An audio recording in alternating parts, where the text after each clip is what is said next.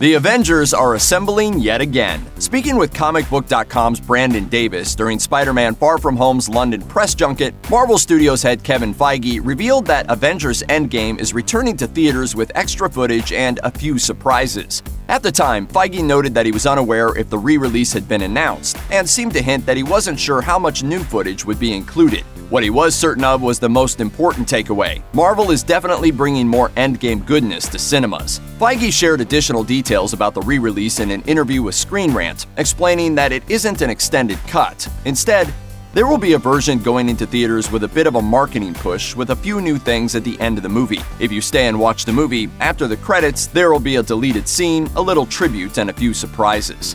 What these post-credit surprises could be is anyone's guess, though we have a few ideas. Perhaps Marvel finally decided to let the entire world see the video of Ant-Man franchise actors Paul Rudd and Michael Pena recapping the events of the Marvel Cinematic Universe. Here's the deal.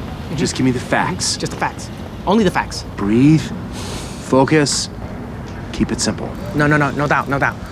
Maybe the surprises will be bloopers, or a clip of Feige sitting down with notoriously loose-lipped stars Mark Ruffalo and Tom Holland and giving them a lecture about spoiling movies. It could even be a special message from the massive cast, thanking Marvel fans for joining them on the cinematic journey that began back in 2008.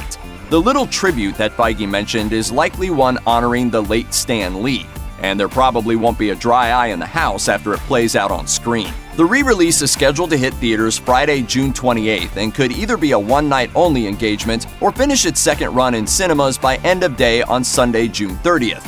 Why such a short time in theaters?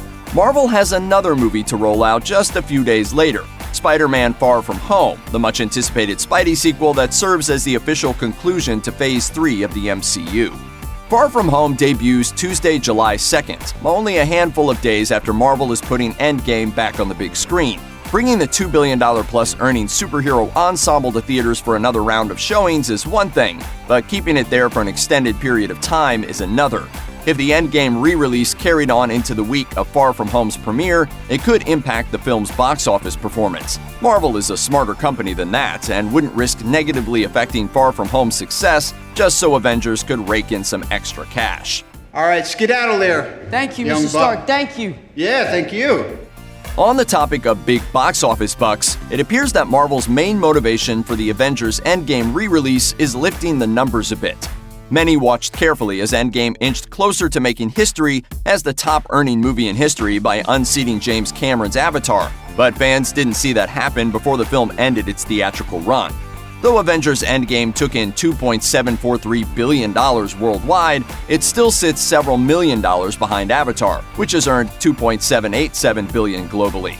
All that stands between Avengers Endgame and the title of highest-grossing film in history is roughly $44 million. Endgame made $60 million during Thursday night domestic preview screenings alone, so it might not be that difficult for the movie to rake in that $44 million or so with a re-release. Be sure to check back with us soon for an official update on how long you'll have to see Avengers Endgame in theaters again.